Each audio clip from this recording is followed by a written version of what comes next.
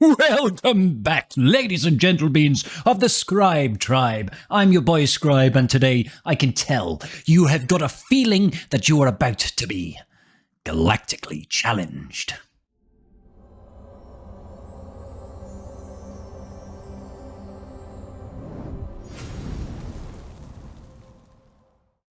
So without further ado, allow us to assess the modifiers of this particular challenge. Ladies and gentlemen, we are on Tatooine versus the Imperial Troopers. We've got Iden Troopers to face off against today, the known nemesis of all thing rebels. The global modifier is Dune Sandstorm. Basically, at the end of every single turn, there's going to be an annoying dot that is going to stack up, and you can't resist it or nothing.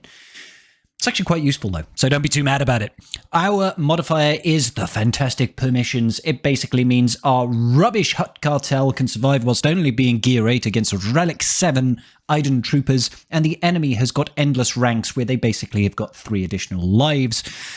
It's frustrating, but we can do this. Let's take a look at the feats real quick. We need to complete the battle with a full team of Hutt Cartel. Doesn't matter if they are relics, so long as you have got some decent Cad Bane and decent Boba Fett and Gear 8 on the marquee characters, you'll be trust your boy Scribble. Win after removing 400% turn meter. That is completely doable. No GLs required. I've got your back. Don't you worry, guys. And then finally, we've got a win with Undersized. We can get this done in 2 teams, ladies and gentlemen, but I'm going to give you just a couple of options. Allow us to first assess the Hutt Cartel team. So, we're going to be running under a Cad Bane lead, and you want to modify your Cad Bane to have as much protection as possible. I had over 100,000 protection on my Cad Bane, and sometimes even that is not enough. So just chuck as much primaries as you can at him, and if you've got spare space, throw on some speed, throw on some potency, and you will be golden. As for supporting units, we are going to come in with the likes of Boba Fett. You just want lots and lots of speed, lots and lots of potency on this bad boy. He's there for the AoE ability blocks mostly, but can also take out some characters with his execute. It's also very beneficial that he can attack twice, and he can also ignore taunt while he has his bounty hunter's resolve.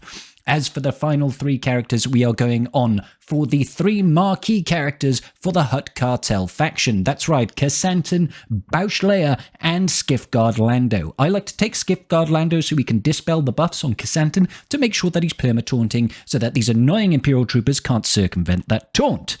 Alright, let's get into the battle.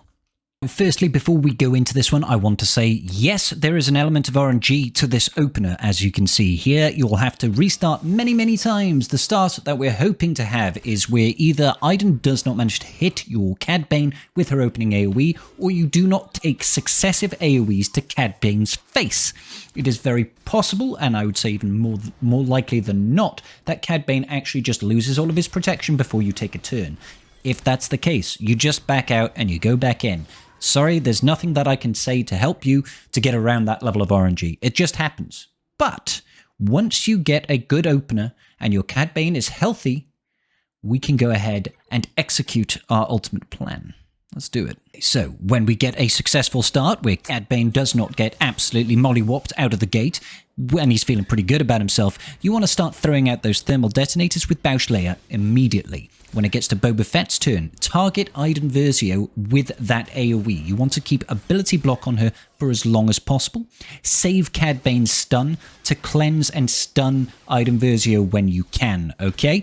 Then you just want to spread as many thermal detonators and start chewing through those lives of the Imperial Troopers. We'll have to kill them 3 times before they'll permanently die. With Skiffguard Lando, make sure you're always using his second special to cleanse on Kassantan. That will cause him to continually taunt, to assist an attack out of turn, and to hopefully land those shocks on the enemy team. And then it's just playing the slow game, ladies and gentlemen. So long as your Cad Bane is alive and you're trying to keep Iden Versio stunned, you just want to try and kill these enemy units one at a time. It may look a little bit hairy at times, but you just got to keep on going.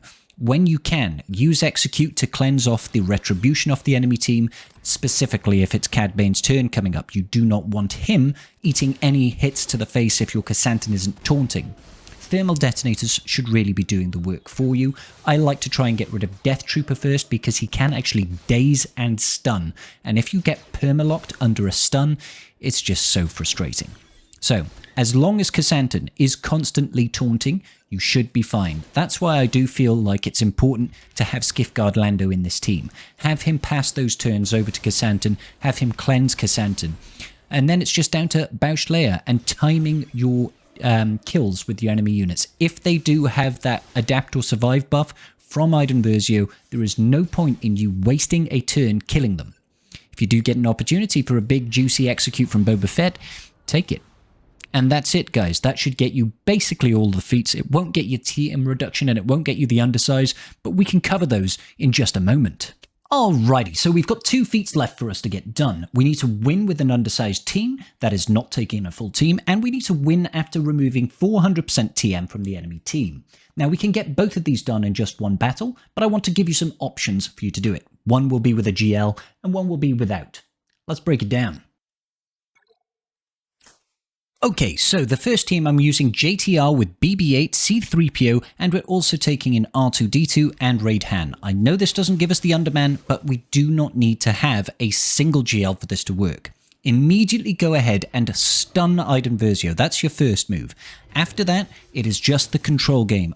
JTR is super useful at controlling the enemy team. We've got dazes, we've got assists, we've got stacking turn meter, the whole works. So we want to try and get that stealth, leaving BB-8 out in the open, and then just try to work on bringing down the TM of the enemy team. Try to get stuns where you can.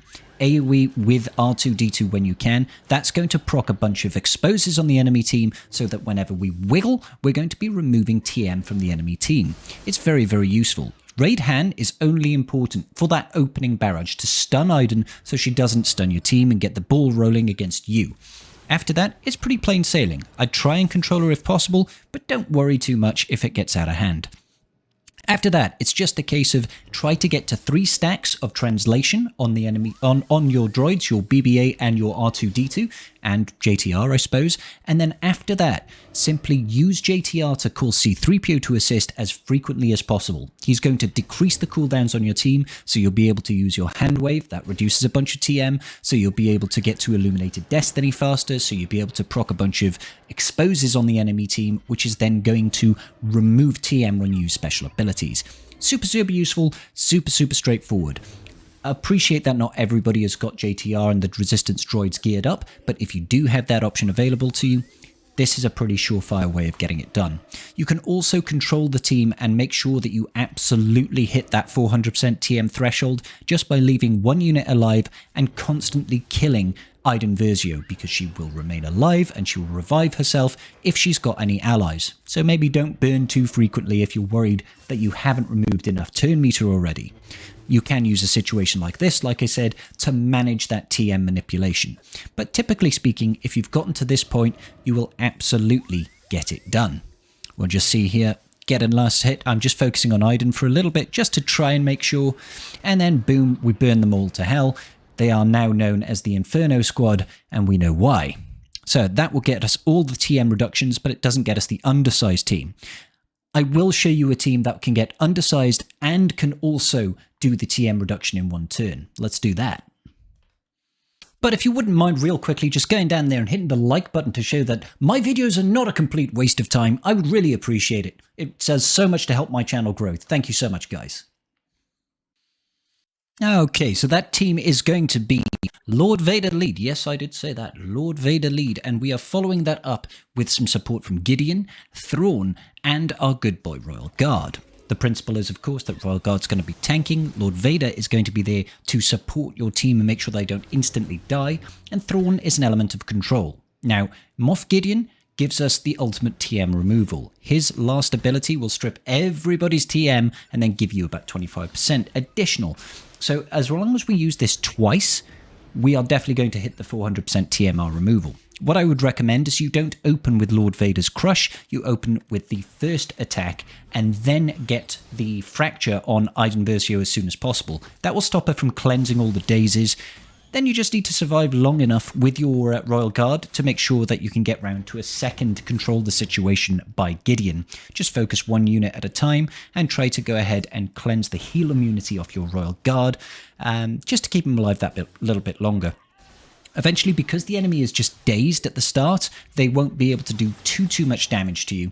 Just stay in there, try and get those AoEs out from Gideon, keep the enemy dazed for as long as possible, and whenever you get the opportunity, fracture Iden Versio so she can't keep on spreading that We Adapt or Survive buff, which is incredibly frustrating, because it also cleanses them, which will get rid of the daze that is also very useful for this. Gideon also does provide some armor shred, and armor shred is useful for us in our efforts to try and chew through the enemy's defenses. They are incredibly tanky, as they usually are in these galactic challenges. If you do lose your Royal Guard, it isn't actually the end of the world, provided you do get to a point where you've used 2 lots of Control the Situation with Moff Gideon. As you can see, I lost my Royal Guard there to the dots, but it's not the end of the world. We hit the ultimate, we get a bonus turn, and we just start healing up our units and spreading some more dazes and ability blocks. As the enemy units start to die off, this becomes easier and easier, as you can imagine. We are still going to be stacking Mastery with Lord Vader, so he shouldn't really be able to die just from the enemy attacks. And of course, the enemy is also going to be stacking dots, and that will kill them for us. So, yeah. Just hold on out until you can get 2 Control the Situations from Moff Gideon, and that should be enough. Obviously, just don't make sure you don't kill Iden continually over and over again. I don't know why I'm attacking Iden here. Maybe I was trying to see if I can get round to another Control the Situation, but honestly, not that important, I don't think. Excuse me, I am allergic to galactic challenges, apparently. This one was a bit of a doozy. See ya, Moff Gideon. He did his job. He did well. We salute you. For the glory of the Empire and all that. Okay, gets down to just Iden Versio, and it really is no problem from here. If she takes a turn, she's got 14 dots on her, she's fractured, she's about to face Lord Vader again. It's not looking too pretty for our girl Iden. Oh well, see you, Inferno Squadron. Alright, so what we want to do right now is we also want to take a look at some undersized teams that we can use in case you can do the TMR one, but you don't have an option for using the Underman feat. It can be a little bit tricky, but here we go. We're going to Team 1.